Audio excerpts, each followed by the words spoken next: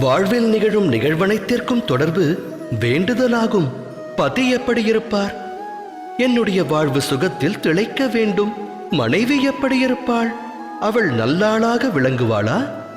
எனக்கு பிறக்கும் புதல்வன் என்னை மதிப்பானா? உத்தரவை ஏற்பானா?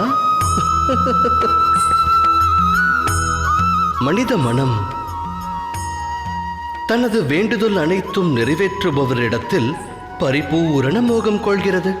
அங்கம் கொள்ளும் ஆசை பங்கம் விளைவிக்கிறது. காரணம் என்ன? ஏனெனில் ஆசை என்பது மனித மூளையை வியாபிக்கிறது. ஒருவரது ஆசையை உற்றவரே அறியாவிடில் மற்றவர் எவ்வாறு அறிவார்? நிறைவேறும் என்று கனவு கண்ட ஆசை நனவாகாமல் போனால் ஆசை கொண்ட மனம் நிராசை அடைகிறது. நிராசையடைந்த அம்மனதில் போராட்டம் பிறக்கிறது. அழிவிற்கான ஆரம்பம் அந்த போராட்டத்திலிருந்து துவங்குகிறது.